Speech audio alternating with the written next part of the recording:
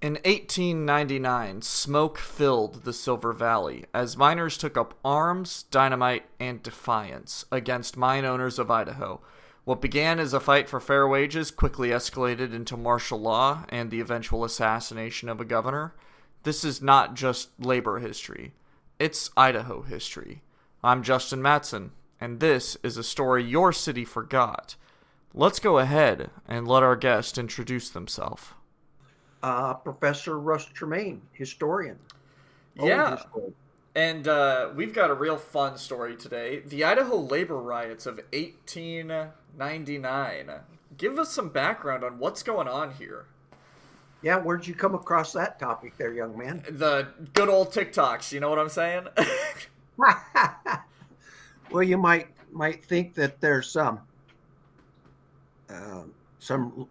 contemporary relevance with what's going on here in Los Angeles and the issue of sending in troops and federal troops or National Guard, and so I thought that might prompt your interest there. That's It definitely helped. Yeah. Well, of course, we think of it a little bit in the civil rights movement there the last time and other times in history. So, yeah, this was one of those times. But long, complicated story. The labor riots of 1899 are part of labor unrest across the country in the Gilded Age, the after the Civil War in the 1880s, 1890s were troubled times. There was a pretty serious economic recession in 1873, caused farmers problems and economic dislocation a bit. Then the biggest economic downturn slump in the 19th century happened in 1892. And so that downturn created lots of tension in the agricultural community and in the mining community. Of course, Idaho was in agriculture and in mining big time in the first years as a state. And so the politics of a new state is kind of part of that equation. I know you when you ask about the labor wars of 1899, I thought, well, the labor war of 1899 started in 1892. Okay. And that was the first brouhaha in the Silver Valley. And it was about labor movement. And the labor movement in the 1870s, if you remember your history class, the organization of the American Federation of Labor, the organization of the labor railroad workers under the famous Eugene Debs, who ran for president as a socialist in the first part of the 20th century. And so there was a labor movement. Ultimately, Grover Cleveland recognized Labor Day in September. We still celebrate it. That was in the face of intense labor unrest and a kind of labor war. In 1892, not only was there at the economic slump, but one of the famous labor protests, the Pullman strike. So it labor unrest in the railroad business, labor unrest in the timber business, labor unrest in the mining business, and the struggle for labor unions, because the argument in the late 19th century is that there was no right for labor to really organize, and certainly no right for labor to go on strike. And so when unions were formed and they decided to strike, owners in this case were opposed to the organization of labor to start with and furious at the thought of striking. And so it's a long, complicated story. They organized, kind of private police to harass the miners and the strikers and to intimidate them and to keep peace. Famous organization known as the Pinkertons. And of course, they played a very important role in the labor unrest in North Idaho. Now, keep in mind what's going on again, Justin, more generally. Let's see, you remember your history class, Coxey's Army, angry farmers taking over railroads. And so certainly the railroads were part of it, especially in terms of agriculture, because the farmers were convinced that they were at the mercy of the railroads, which in most cases they were. The railroads were a natural monopoly that came out of the age of railroad building. You didn't have 5 competing railroads, you have one. And it had control over communities and agricultural exports, and it was obviously a central part of the Industrial Revolution. So what happened in 1892 was the labor unrest coming to a head in Idaho, and it was just 2 years after we became the state. And as I looked into it, our first governor, as everybody knows, Governor Shoup. Governor Shoup was immediately put into the American Senate, and so his lieutenant governor, Norman Wiley, became the governor, and he served a 2-year term. And during that time, he had to deal with the Indian problem, the famous ghost dance. And in Blackfoot, the Shoshone-Bannock were looking at going on the warpath, the ghost dances you might know about. The governor had to deal with the Mormon issue, what to do with the Mormons, because there was a very strong anti-Mormon movement, and the keeping Mormons out of politics. And then, of course, this great strike in northern Idaho, the Bunker Hill mine, Bunker Sullivan mine, refused to allow union miners, and most of the miners were of that bent in 1892. Now, what happened? It turned into violence, and the governor declared martial law, and now again, it's complicated politics, because North Idaho was very, I don't want to say liberal, but they were pro miners as opposed to mine owners, and they were against the government from Boise coming and telling the people of North Idaho what to do. The people in North Idaho were in favor of unionization. The mine owners, of course, were against. So complicated politics. You had the Populist Party. You had what are called the Free Silver Republicans. You had the Progressive Republicans. This is the beginning of the progressive movement, and so very complicated politics, and both in terms of those political parties, but in terms of North-South Idaho. So what this is and early Idaho history, this started in North Idaho, the capital, moved to Boise. So that's a part of it. The governor essentially declaring martial law because it couldn't subdue the unrest, and outside troops trumping the locals, if you will. They created these prisons called bullpens where they would throw the miners into the bullpens. Well, so the first labor war there in 1892, and then it simmered, because what the miners, the Western Federation of Miners, did was to get most of the mine owners, operators, to unionize. And by the time you got to the late 1890s, only the Bunker Hill mine absolutely refused to take non-union miners or union miners. So that was the struggle. And what happened is, you probably know the story, I don't know it as well as I would like, is that the miners co-opted a train there in Wallace. The Dynamite Express took 3,000 pounds of dynamite, took it to the Bunker Hill mine, and blew up the mine, completely destroyed it. So that was in retaliation to what the mine owners had done from the earlier brouhaha, and then the battle of the 1890s between the unions and the non-unions. What the mine owners would do is bring in outsiders, famously known as scabs, and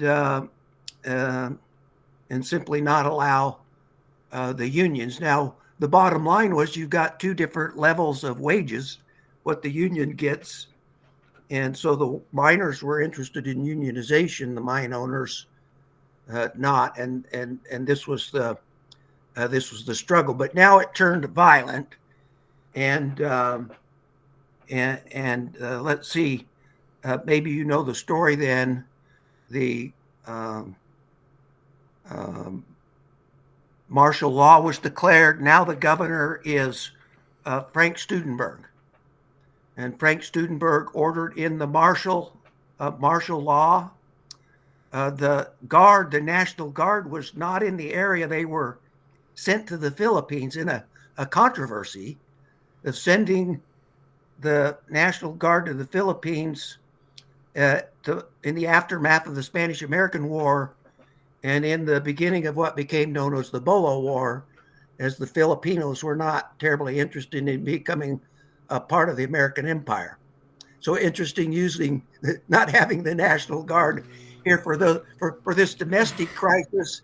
And so that brought in the federales, if you will. And this governor brought in law and order. Now, Governor Studenberg is a very interesting character because he was from Iowa, an educated man, a journalist who came to Caldwell and started a newspaper in Caldwell, the Caldwell Tribune, got very much involved in politics and made his way to become governor, playing as getting popular support, sort of. He was kind of pro-union. He was part of the printers union, and he was sympathetic to the ag concerns, and not a liberal, but one who was able to get this complicated coalition of free silver Republicans, populists, and Democrats into a coalition that brought him into office. And so when he came to office, he inherited this conflict in Coeur d'Alene in the Silver Valley. And of course, it erupted in this incredible event, blowing up this mining facility. And now, of course, the federal government is in with military force. The bullpens are reinstated. What I see, 600-700 miners put in the bullpen and trying to figure out who's part of the union, who's not part of the union. And so that was the mining war, the culmination or the climax. And then the federal government, the troops, sort of stayed there to keep the peace. Ultimately, the Bunker Hill Mine rebuilt the mining facility there in a sort of modern and very efficient operation that lasted for quite a while and contributed to the incredible pollution of the Silver Valley there. But that's an incredible story about miners blowing up the $500,000 facility there. The federal government basically imprisoning miners. And then the law was no union workers. The government, the state government, the federal government, in the law, in the brouhaha between miners and mine owners, the government, and with military support, always sided with the mine operators. Now, of course, you know your history. In 1902, one of the most famous strikes, the Pennsylvania coal miner strike, and the president, Roosevelt, who came in because of this assassination of McKinley, he offered it famously the square deal. And the square deal was a square deal between workers and industrialists. And he ordered the miners who closed the mine and had this same kind of fight going on. He threatened to nationalize the mine, to take it over. He ordered the mine owners to open the mine and negotiate with the miners. And so the federal government in the early part of the century sort of stepped in the progressive era. It's going to negotiate, be the umpire, and labor laws are organized. And we go into a new era. But in the late 19th century, the government and the military side with the mine owners. And this is a case where after the explosion of the Bunker Hill mine, the martial law was instituted. The military there was to sort of there to keep the peace, and then Studenberg went out of office. But he was a young man, and he went back to Caldwell and had a promising political career ahead of him, and started a bank, started a company that was the forerunner to Boise Cascade Corporation. So he was a big-time businessman and had a political future, probably as a senator to the United States government. And then in Christmas time, 1905, I have my date wrong, 1907. No, it was 1905, yeah. He was walking to his house and opened up the gate to his house there in Caldwell, and the dynamiters, again, the people that blew up the mine, in those days, the terrorists were like dynamiters. That's what you did, is to blow things up. And so the dynamiters had hooked the dynamite to his gate and blew Governor Studenberg to smithereens. Shortly, or not long after that, Harry Orchard was arrested, member of the mine that are sympathetic to the miners, and he eventually confessed to blowing up the governor, and he was hired by the Western Federation of Miners to do it. And now he didn't get the death sentence. Basically, this was the legal catch. Somebody else had him do it, so that got him off from the death sentence. But he was found guilty of the crime. Now, what happened subsequently is interesting, and maybe I'll stop, Justin. You might have some questions. So there's a lot of history there from 1892, the first war, if you will, to the second Battle of Bunker Hill, which really was the real battle of 1899, referring to the Battle of Bunker Hill, and the labor management crisis in the United States was on full display right here in Idaho at that point. Now, and so that's says a lot about Idaho history, what's going on. We just talked about the Diamond Field Jack business. We got war with Native Americans. We're trying to keep Mormons politically impotent. And we got a major labor struggle. And that's not to mention the sort of ag crisis that came about as a result of the Great Recession, Depression of 1892, which brought about Idaho voting for a populist in 1892, and for William Jennings Bryan, the great commoner, in 1896. That is, the people that advocated free silver, labor rights, and good policy for ag, which is railroad regulation or nationalization, and a federal income tax. And of course, you know all about your populist movement. We love a good populist movement. And so right here, we love a good populist movement. We've seen a few of them lately. Well, you want to be careful there, Justin, because I think most people would say that Donald Trump is a populist movement. Hey, we love a good populist movement. The people want what the people want. They want it. They want what they want, I guess. And so in Idaho, we've got this labor strike. And so what are some of these culminating factors that are trickling down that are like inflaming these miners to really start striking back? What are some of those overlying factors here? Well, that over the years, the labor movement, the beginning part of the labor movement here, organized labor, is, do you have the right to organize to begin with?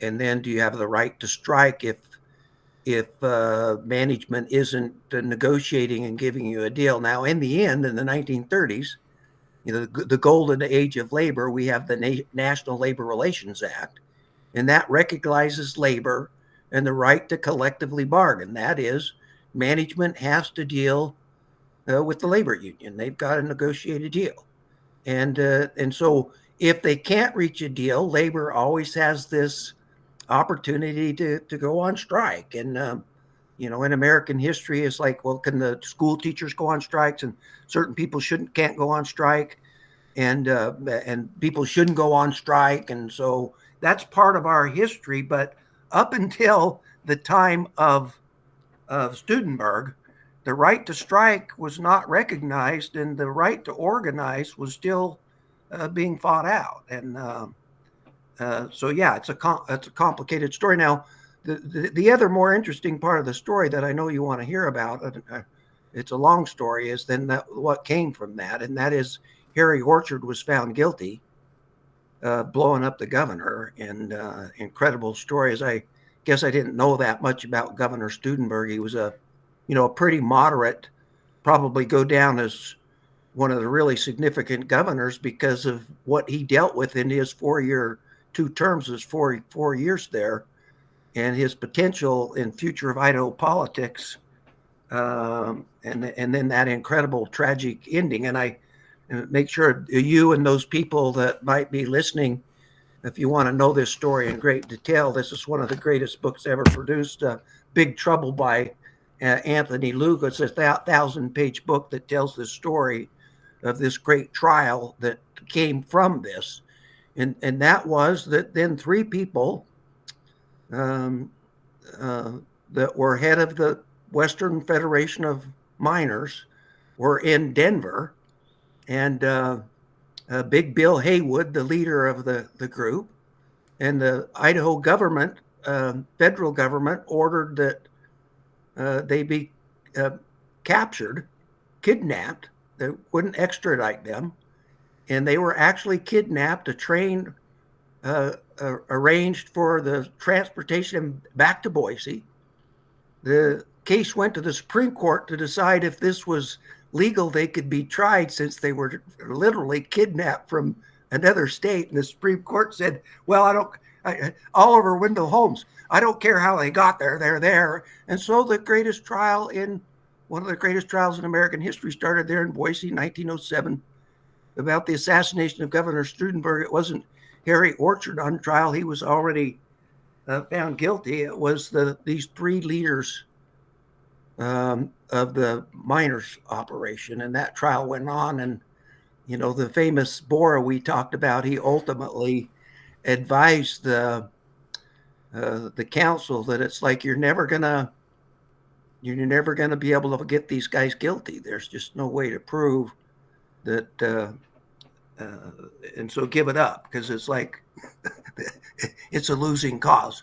And of course then the labor struggle goes on. As I mentioned, the mine is rebuilt, and the miners, of course, mining changed there in the early part of the 20th century in terms of the economy. But anyway, the great trial in Boise there, as I mentioned when we were last together, with Senator Bora versus the most famous lawyer in American history, Clarence Darrow, and ultimately Big Bill Haywood was acquitted. Yeah, it's fascinating the way that this kind of snowballs, isn't it? Like, it starts with this relatively important but minor disagreement between employee and employer, and then it spirals all the way to this assassination attempt. What do you think that says about the time period's history? Like, because this is a time period where we're seeing a lot of advancement, right? Because we see Teddy Roosevelt, and then we have kind of a bum couple of presidents for a while, and then we have Franklin Delano Roosevelt. So what do you think this says about that time period leading up to Teddy Roosevelt? Yeah, well, so this is the Gilded Age. Lots of people like to talk about it as the golden age of American capitalism. You have the development of the railroads, the incorporation of the American West after the Mexican-American War, and the deal with the Brits in the Pacific Northwest. And so we got to settle the West. Reclamation comes out of that. Of course, the Indian Wars. When I taught for my 40 years the Gilded Age, it's there's this. What is the Gilded Age? It's gold-plated, looks like a glorious time, but underneath You've got war against the Native Americans. You've got the war that we're talking about. We've got immigrants coming in, that tremendous nativism and hostility.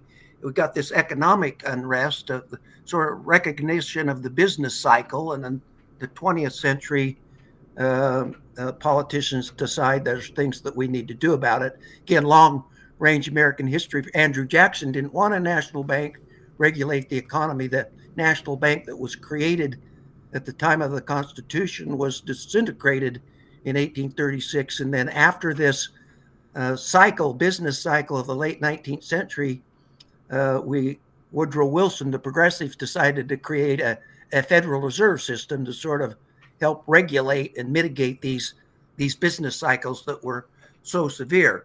But who won this battle? It's an ongoing battle with labor.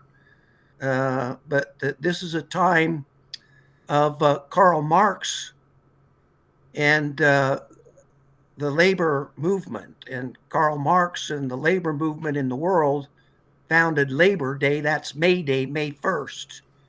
And some people thought that all workers of the world unite, that the capitalists are exploiting workers. And so there were labor movements around the world. And the labor movement was problematic because our black workers, white workers, that's where slavery comes in, foreign workers versus native workers.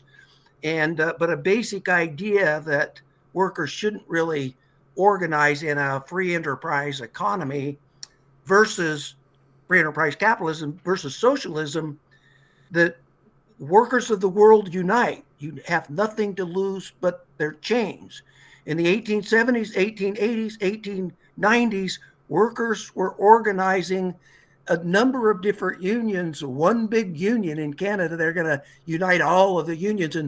And some people advocated for an international union. You know about the Wobblies. Some people organized like a railroad union. This is what Eugene Debs did. Railroad workers are broken into like 5 or 6 or 7 categories. Engineers, the firemen, the track workers. And so what Debs did was unite all of the railroad workers together. And so that struggle for labor organization, and again, Debs ran as a socialist. Democrats, populists advocated labor rights. And then there's a wing in American politics that it's sort of what we call classical liberalism. You're an individual, and this kind of organizing is a violation of free trade. If a monopoly organizes a labor union like a monopoly, and of course a monopoly like industry, and in many ways that's what labor's organizing against, is the rise of monopolies, lumber companies, mining companies, railroad companies. And so what do we do with monopoly capitalism and workers that are out there individually? And of course, farmers decided to organize the Farmers Alliance, the populist movement, the Granger movement. Workers decided to organize. And in the late 19th century, it was a brouhaha. It was as I like to tell students, look, there was a war ongoing in the late 19th century, and it wasn't a pretty time. Now, what came out of that is what we call a populist movement. In 1912, Woodrow Wilson was a populist, a Democrat. Howard Taft was a populist, a Republican. And Teddy Roosevelt was back as a populist. And Teddy Roosevelt couldn't win the Republican nomination. He ran as a bull moose. He ran as a progressive. And so there's kind of a progressive consensus in the first part of the 20th century that we've got to do something about workers' rights. We got to do something about environmental rights, or the conservation movement. The government has to be an active, and so this is in history, political science. We talk about the shift from the negative state of the 19th century, the government that governs best governs least, to the positive state of the 20th century. 19th century liberals, the government governs the least. 20th century liberals, there's things the government needs to do in terms of this war between labor and management. Roosevelt argued for a square deal. Um, Wilson brought in what he called a new freedom, and that is to restore competition by breaking up the monopoly. So, what to do with the modern industrial capitalism? And it was being worked out there 100 years ago, and it was bloody. Yeah, and it all led to the assassination of a political figure. How often would you say that events like this escalate to such a nature, right? Because I think whenever we talk about protest, it's always keep your protest nonviolent, but there is a certain point where they just kind of naturally evolve into this kind of violent or radical state. So, do you think that this could have been avoided, this assassination?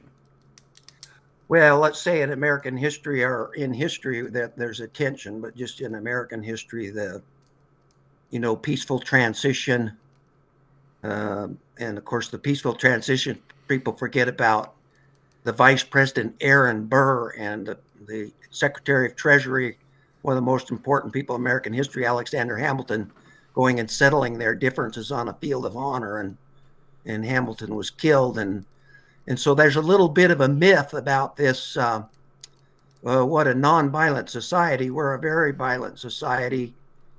Of course, born of revolution, the Civil War, this unrest in the troubled times of the 1880s, 1890s. You mentioned earlier, after World War One, then we went through a nativist period, and so I think it's in American history this there's noble people like Henry David Thoreau that argue transcendentalists, that sort of pacifists, and Henry David Thoreau and Mahatma Gandhi influenced Martin Luther King and the idea of nonviolence. And of course, what happened in the nonviolent movement of the civil rights is it split. Part it split because the nonviolent leader was assassinated. And so that prompted a sort of violent response. And in the 60s, uh, there's an idea that, violence is the solution, the only solution. And so if you're a pacifist like me, violence is never the solution. But if you're a realist in history, we turn to violence all too often. And of course, right now, sadly, uh, you know, we could go spend the day here talking about the political assassinations in American history. Remember, there was the famous idea every 20 years. Lincoln was assassinated, 1880, 1900 McKinley, 1920 Harding died in office. He wasn't assassinated. The president 1940, 1960 Kennedy, and 1980 it got all the way 1980 and the attempt on Reagan. Of Yeah. course, that's just goofy coincidence, but it does suggest that in our history, political violence is right there, and we need to pay homage to those like Martin Luther King and others that believe strongly in nonviolence and try to go that way. But I'm afraid when you assassinate a leader of the House in Minnesota, what I always say is that once blood's on the floor, it's very hard to go back. Yeah. And so what and of course you've heard Justin, just the review of the assassination on Trump, the Scalia assassination, and so just in the last 20 years, there's a rash, and so it's a tragic thing. It's a very sad thing. When I was growing up studying history, thinking of the Middle East, and this was part of the Middle East kind of terrorism and urban violence and a chaos. And I remember thinking, boy, I hope this will never come to my country, to my neighborhood. And here, as I'm getting ready to get in my grave, um, that wish, that thought that would never come home and be part of life is right around the corner every day now. So it's a sad story. It's time for I told the guys at coffee, a bunch of 85-year-old rich people here in town, I said, we're lucky. It's a good time to be checking out. It's very sobering, this current situation that we find ourselves in. But I think that's all the more reason to highlight the things that we've done in our past, to attempt to learn Well, from and, them. and one more on that, Justin. I think much of the tussle now over the immigration. I mean, those are workers. So Yeah. you got workers that are being abused because of their, and they're in a weak position to defend themselves because of their citizenship status. My position is I could care less about your citizenship. Most of them are Americans, and they're Mexican Americans, they're Peruvian Americans, they're Americans, they're human beings, and they're workers, and so these workers are being treated in a very inhumane, and so here we should look at history and see, I see a pattern of abusing and taking advantage of workers. I talked to you about my project, the El Milagro labor camp. These are workers that came here that made the Magic Valley one of the most prosperous regions in the country. We have an incredibly high quality of life, and yet there's this. The governor just signed legislation that the state police will cooperate with ICE. If you're in jail, you serve your term, and you're getting out of jail. If you don't have your papers, you're not getting out of jail. You're getting out of the country. So it's a sad story, and so we could look at that in terms of race or immigration, but another way to look at it is in terms of working class uh, disrespect. Yeah, and I mean, I think that's why it's all the more reason to, again, highlight these types of events.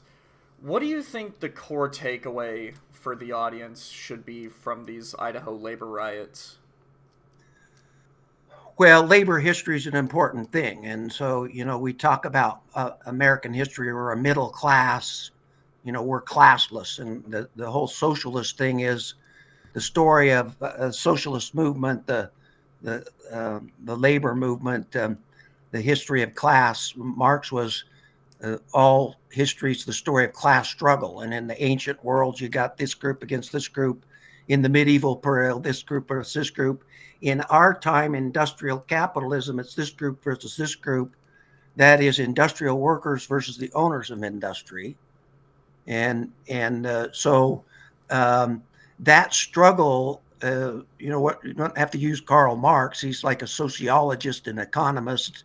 And most sociologists and historians and political scientists, to understand any society, you better understand that class structure. Yeah, you better understand the God figure, but you better understand the class structure. And so the working class is an important part of our history, and the struggle between the working class and the upper class. Now, the idea is we're all middle class, but that's a fiction. So we've got a mud seal, a lower class, a working poor class. We got a middle class. I like to think I'm part of it, but I'm not sure I'm not on the fringe, sort of lower middle class, where I of course should be on the upper end. And then you got some very wealthy people, and then you got 5% of the super rich that own a great majority of the capital and power in the country. And so if you don't look at sort of the history of the class in America, it doesn't have to be the history of class struggle. It turns out the class of struggle, and you don't have to think of it in terms of Marx. You just think we're in different groups, and that's based on our income, that's based on our region, that's based on our race, and we have different interests, and there's conflict, and so that's the human condition, and so the perfect human condition, or the human effort, would be to mitigate that, and what do the classes owe to one another? This was the great question by Andrew Carnegie and people of the 19th century. What do the successful people owe to the unsuccessful? And most robber barons of the late 19th century said nada. Of course, Carnegie said, no, the successful people owe, and they should give back. It's in their interest to give back. And of course, he promoted this Carnegie Library, where don't give people fish, teach them how to fish. So what do the rich and successful owe to the poor, desperate, not so successful, even when they're working at it? And that's a universal issue, and they're talking about it in Congress right now. I mean, what do the rich people owe in terms of this tax break? Should they pay more or not? And of course, the progressive movement, the progressive income tax, the more people make, the more they should pay. That's sort of this idea. Now, the socialist idea of the time, from each according to their ability, to each according to their need. So what to do with this distinction in class is a $64 million question in economics, in political science, in history, in solving the dilemma of the human condition. And so I don't know. I'd like to think now here in the 21st century, we're closer than they were there in the late 19th century, but I'm not sure. Yeah, I think that is a good stopping place because there isn't a right answer for this, unfortunately. There is only interpretations. Russ, thank you so much for taking the time to hang out with me today. It's always a joy. Always a pleasure. Let's see, I'm doing business on the 250th anniversary of the American Revolution, and so we should get together sometime and talk about something safe. The 18th century and George Washington. Okay, that sounds fantastic. We'll make that happen. Thank you for your time, Russ. Thanks, my buddy. Be safe. You too. Take it easy. The Idaho Labor Riots remind us that the struggles between workers and industry has always been a part of America's story. And I want to personally thank Dr. Russ Tremanye for bringing this complicated and fascinating piece of history to us. If you enjoyed today's episode, share it with a friend and follow along for more stories your city forgot. Thanks for watching. I'll see you next time.